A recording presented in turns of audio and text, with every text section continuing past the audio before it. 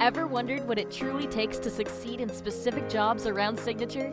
Well, you're about to find out. From software engineering to talent acquisition, we're here to spotlight real-life paths to success.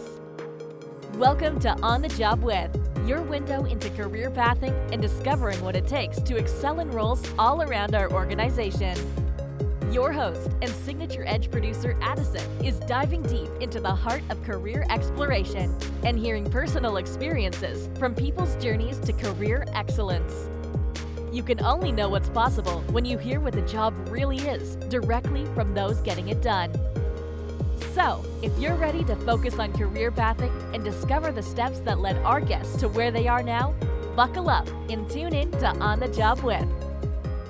Hello, listeners, and welcome back to another episode of On the Job With. I'm your host, Addison, and I am super excited to be here today on a sort of special edition episode of the podcast. We are just starting to celebrate Strengths Week here at Signature Performance. So if you are a Monday morning listener, you are getting some of the first content we're releasing for Strengths Week. And I thought it would be a great idea to have one of our certified Gallup strength coaches on the pod to talk about what their job actually is like, so you can get a little insight into how their day-to-day works. Guys, welcome to the show, Morgan Sammons.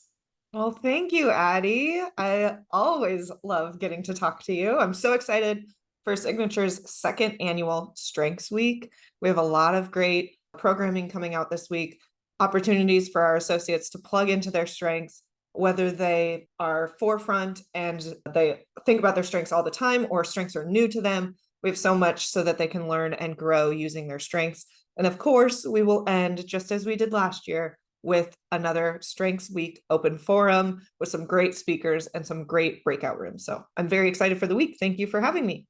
Yeah, and again, our team, your team does a great job of packing wall-to-wall content when we do these kind of events. So I'm very excited for everything between now and the open forum. So Morgan, your role as a certified strengths coach here at Signature is a little bit of a sub role within your larger role as learning and development supervisor. You've had quite the interesting career trajectory even before you started at Signature about 3 years ago. Do you want to fill people in on like sort of what led to you becoming a certified Gallup strength coach? Sure. So I actually went to school thinking I wanted to be a teacher, but then when I got to school, I shifted a little bit and studied English. And when I graduated college, I worked in journalism. So I was a journalist and graphic designer. I love writing and I love visual knowledge sharing. So that was a really good fit for me. But I did want to help people learn. So I did go back to school and become a teacher. And I was in a public school classroom here in Omaha for about 6 years. And in that role, beyond being a teacher, I was also a coach for sports and our academic pentathlon team. I was the department head. I got my master's degree while I was teaching, all of those things. And then I decided to make another career transition. And I found Signature, which was about 3 years ago. It was an exceptional step for me. And I saw that I was able to use a lot of my skills, teaching, writing, design, and still be able to transfer knowledge to others. So I still get to do that through all of my learning and development tasks. And then I also saw an opportunity with coaching, working with Mark Mathian. He's a fantastic strengths coach. And we have so many associates that he just can't coach everybody. So I asked if I would be able to get certified and do that as well, because I thought that that really aligned with learning and development, helping people get curious and see their own potential. So coaching is one of the biggest parts of my job and one of my favorite parts of my job. I can see that. And especially like your entire career, whether it seems like from the very beginning, you were very interested in, again, teaching, communicating, instructing people, and then making sure they got the best out of themselves, which I think is definitely the key goal of coaching on that.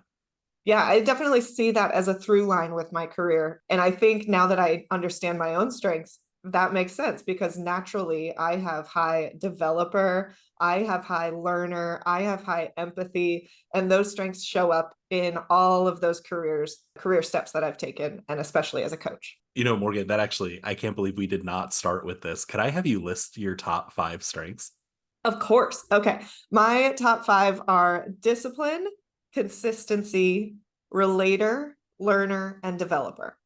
So I am a gal who really loves a structure and a plan, and I love to work with people and see potential in people. I love to ask questions. That's what shows up naturally for me. Addison, what are your top 5?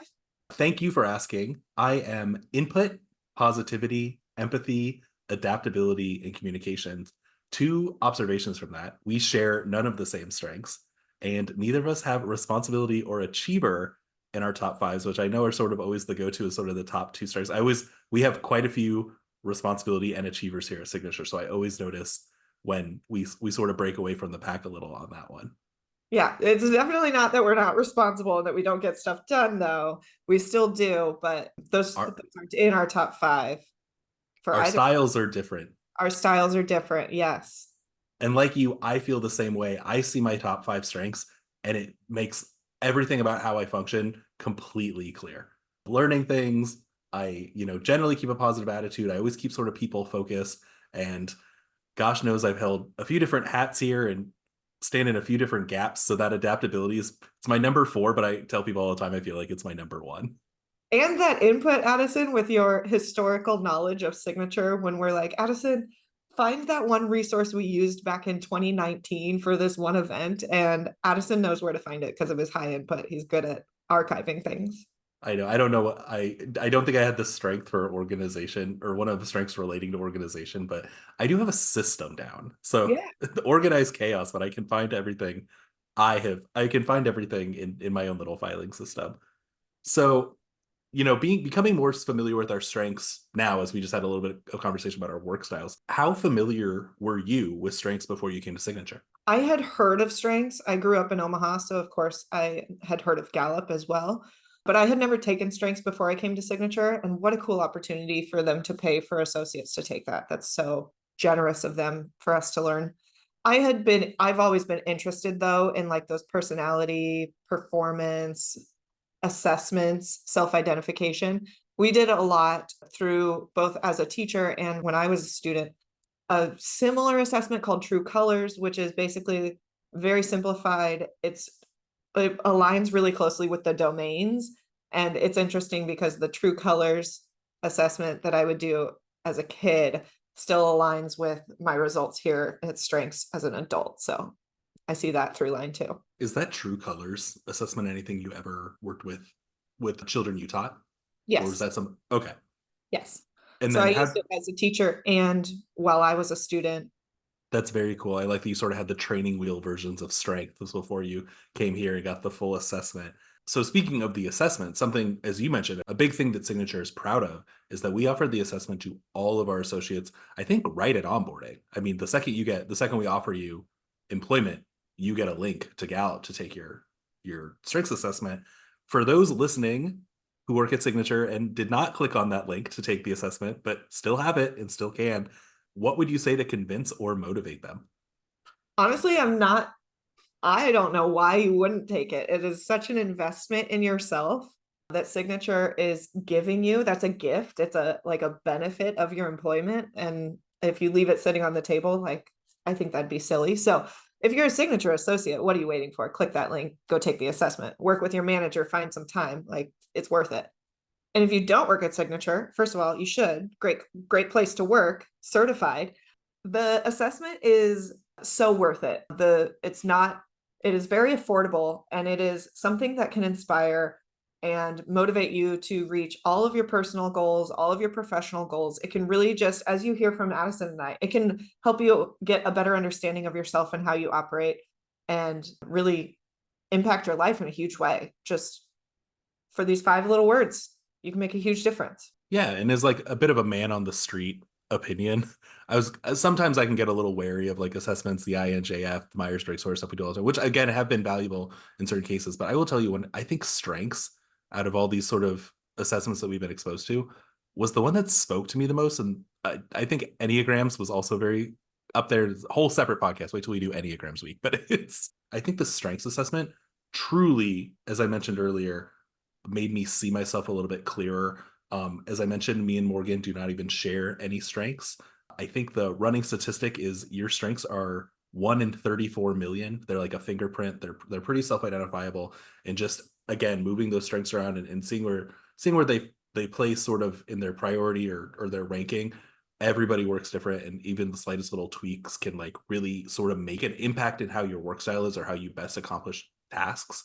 So again, this one, I almost want to say tailored to you, a 1 in 34 million chance of having the same strengths as somebody else.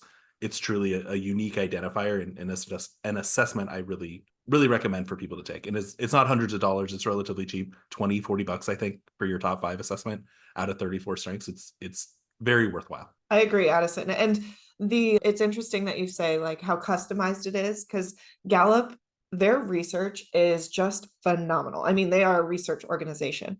And if we did have the same top 5 strengths, our reports about those strengths would actually look different. So if you and I both had achiever in our top 5, the way that your achiever shows up for you would be different than how it shows up for me. And Gallup's research allows them to narrow down based on where the other 33 strengths lie, how it would show up for an individual person, which is so cool. Like the insights that you get from the simple reporting and then what you can do with it is just phenomenal. Yes. And again, as a signature associate, that reporting is Free. available.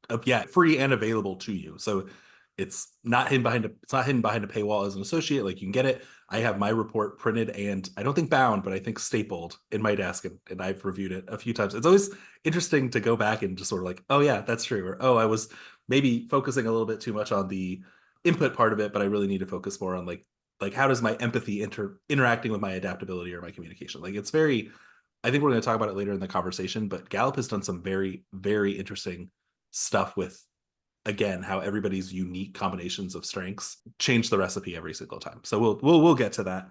So having here on the job with strengths coach, you are coaching people. How do you prepare before you go into coaching session? Do you have intentions that you touch on? Are there key points you keep top of mind before you start having these conversations with our associates? So Addison, as I shared in my top 5, I have discipline and consistency.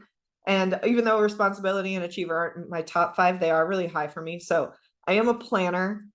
So coaching is a bit of a challenge for me because I love to plan, but I can't plan a coaching session. I am not in charge of the coaching session. I like to tell my talent, which is what we call the people that we work with while we're coaching. I like to tell my talent that they are in the driver's seat. I'm just holding the map. So they're in charge of where they go.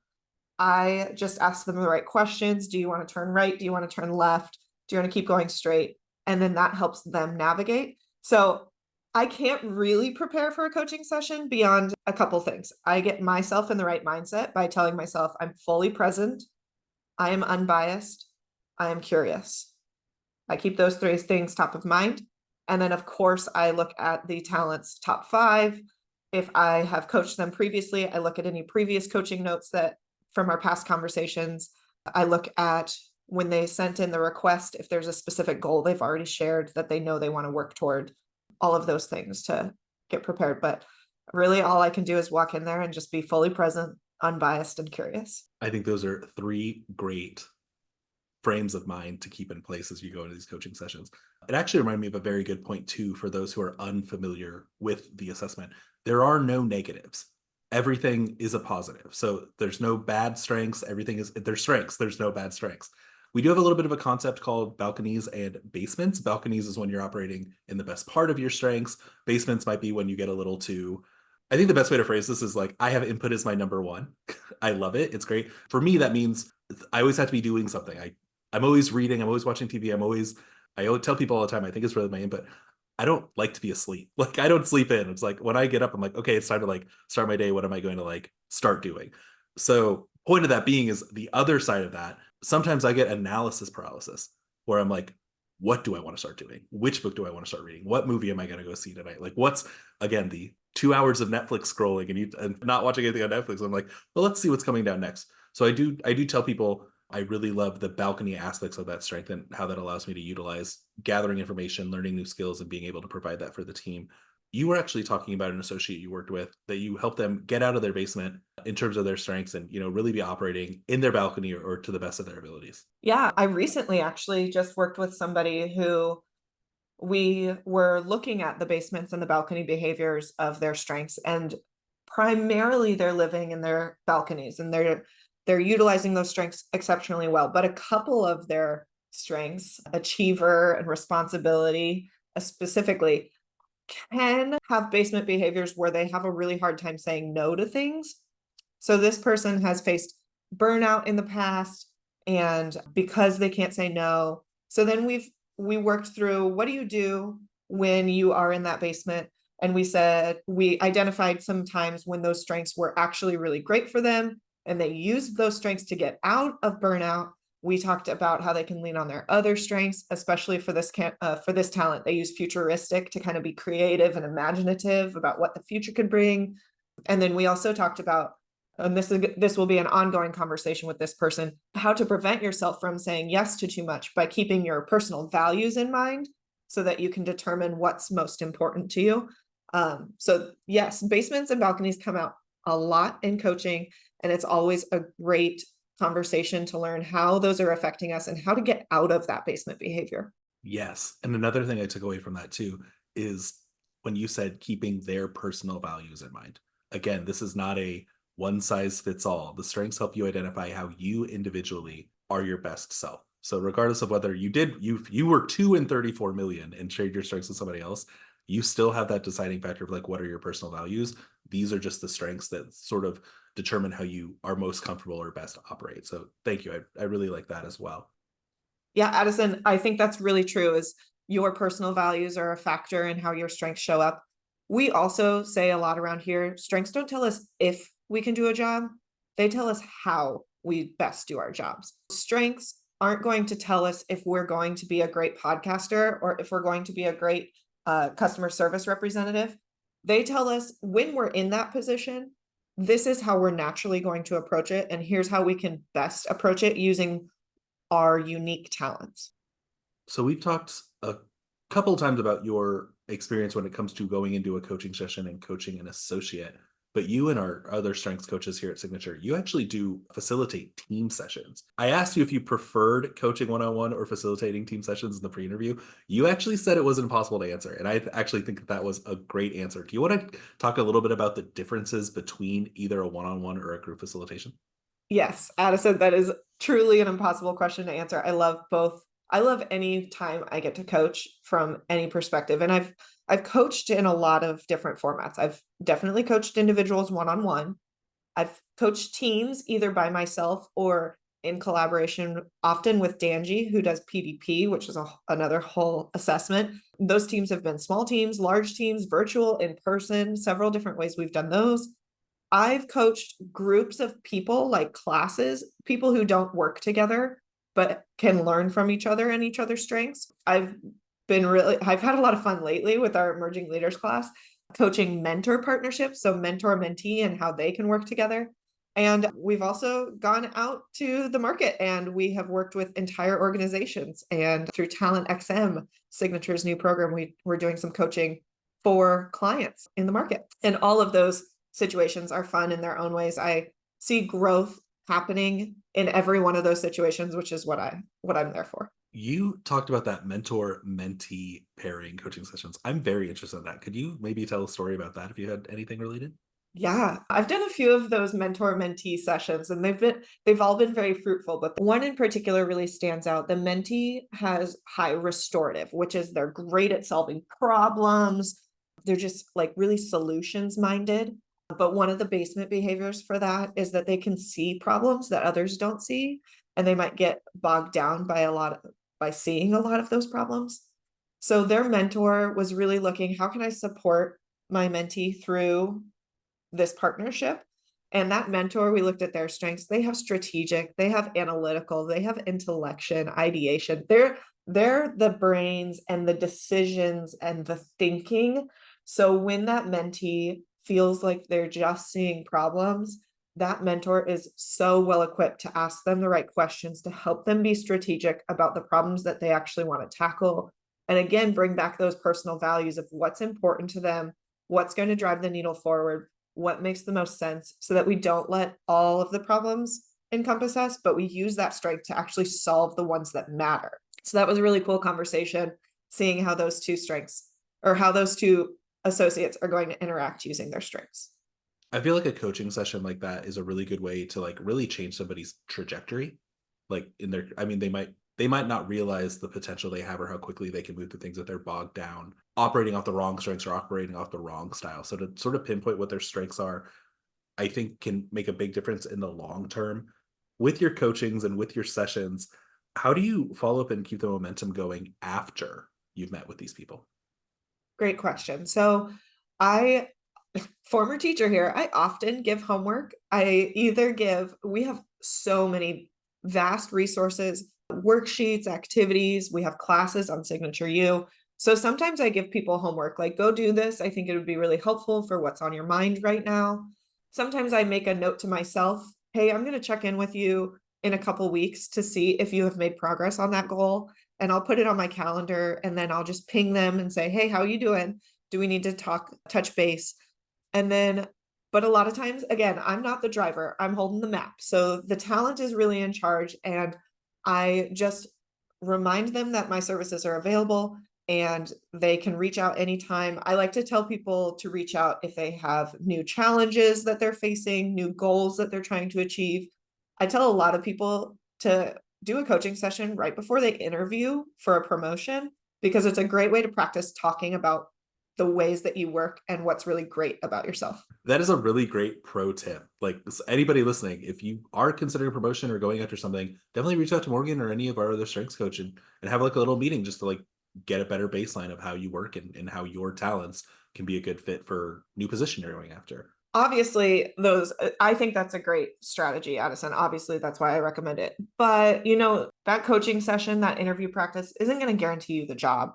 I think I talk to a lot of folks too about how their strengths are at play in their current roles. And are you happy with your job? Are you getting to use your strengths every day? If you think about the happiest you've ever been at your job, what strengths were you using? And if you get to use your best, most natural talents every day, what does that look like? Because so many times we really discover that they're just not utilizing their strengths as best they can in their current role. And that's what's going to actually make them the happiest, more so than getting the next position. I still like to have the practice interviews, but I think that's also a great coaching conversation is how do I make the most of where I'm currently at too? That is a really good perspective check. Getting like really just grounding yourself like, here's where I am now. It'd be great to move forward, but like, am I the happiest I could be in the position I'm in before I attempt to move on to something else? So yes. So mentioned earlier in the conversation, we're talking about Gallup had sort of refreshed what their materials look like after you take the assessment. You are at the front line of some of these Gallup communications. What does keeping up to date with strengths in the year 2024 look like? Yeah, well, that's definitely true. I keep up to date with Gallup resources and articles. Again, they're a research company, they're a surveying company, so they have so much data about workplaces, strengths, engagement, all sorts of things that I just try to absorb. High learner, absorb as much of that information as I can. But although they changed the structure of those reports, the strengths themselves have not changed.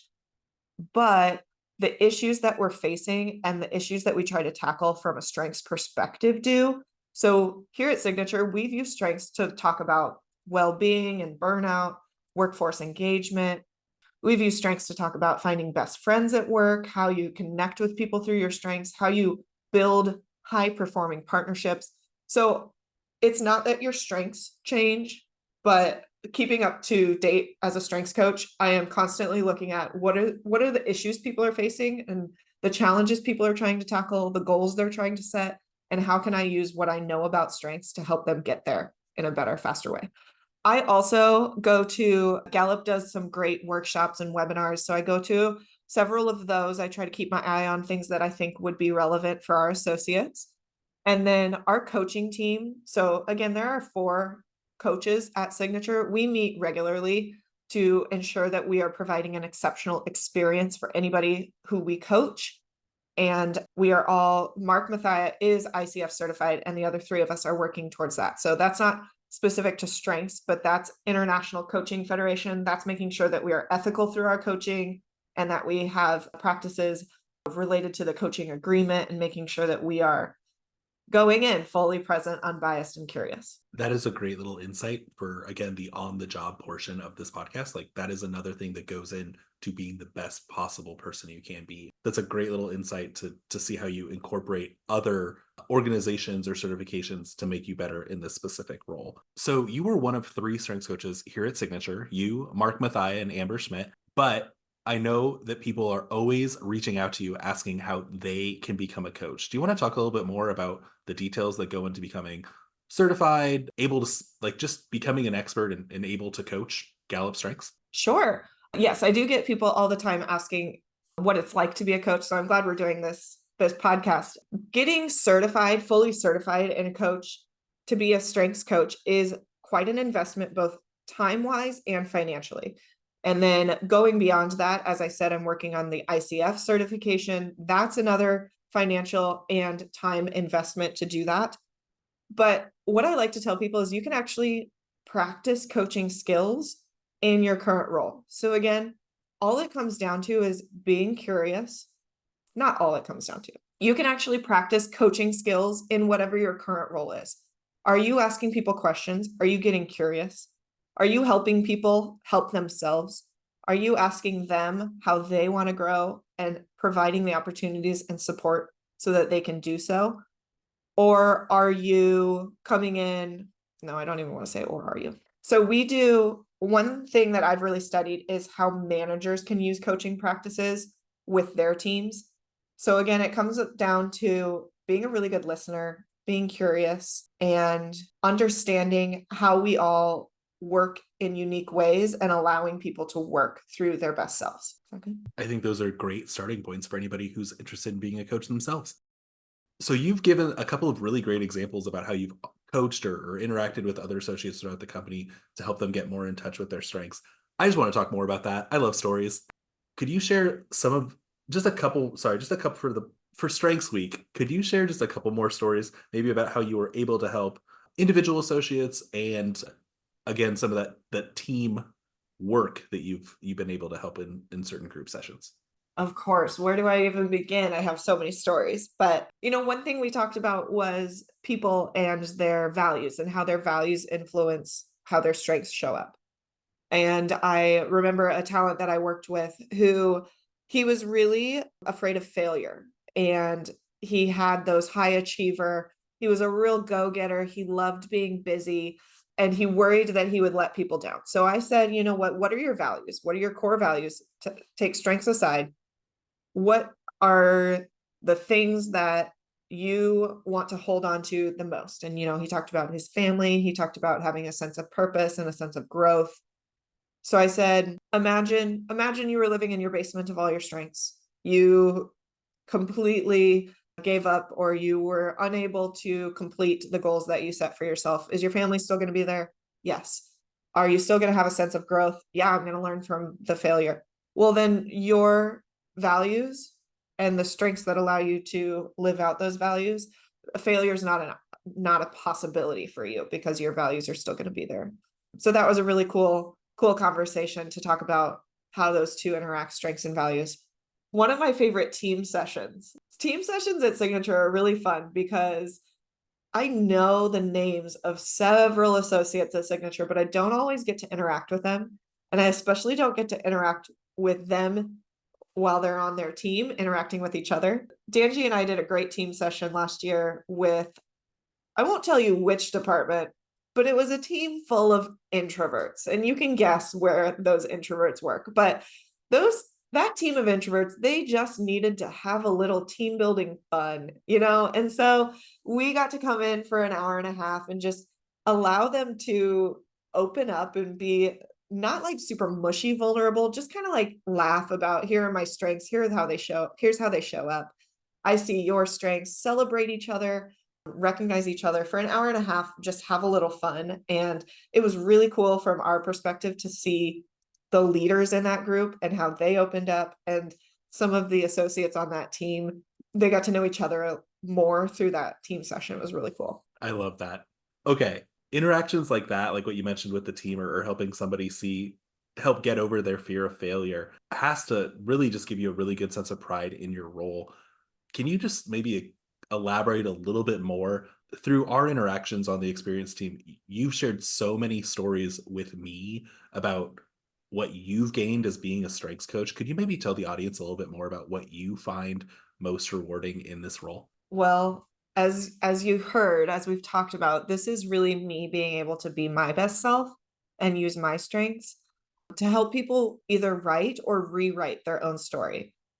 They are in charge of their story. I just get to help them help themselves.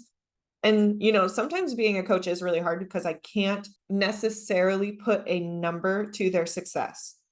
And I can't necessarily take credit for the changes that they make. I can't take credit. It's their job. However, when I see somebody that I coach go on and find success, reach that goal, overcome that challenge that they're facing, it feels good to know that our coaching conversation may have been the reason that they were able to do that, and that I was there to support them in whatever they're facing or whatever they're going after. That's really rewarding for me. Plus, I get to be my best self.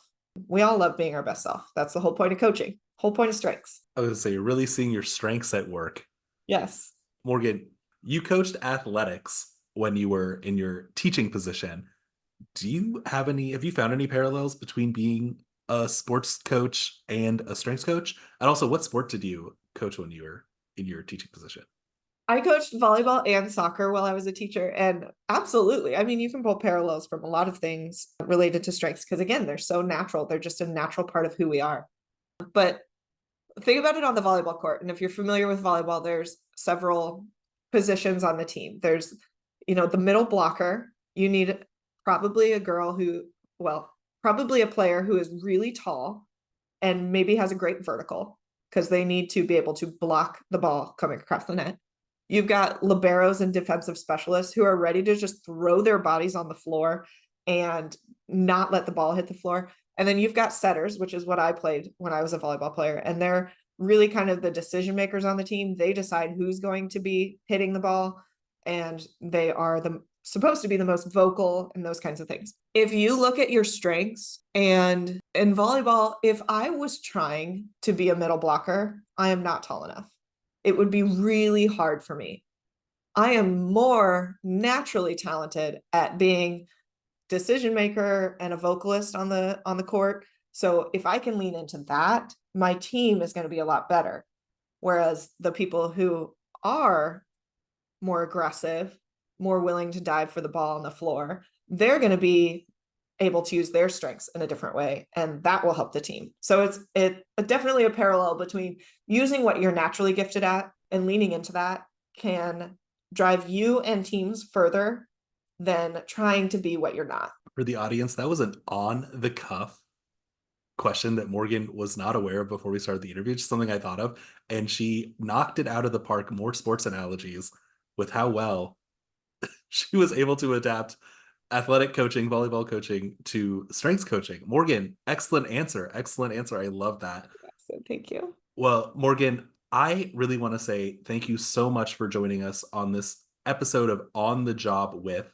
I think you've given everybody listening a really good insight into your passion, what goes into being a strengths coach, and how that role fits in at Signature and really pushes all of our teams forward. Morgan, thank you so much for joining us. Thank you, Addie. I'm excited for the rest of Strengths Week, everybody. I will, I'm sure, see you in classes and hope to see you at the open forum this week.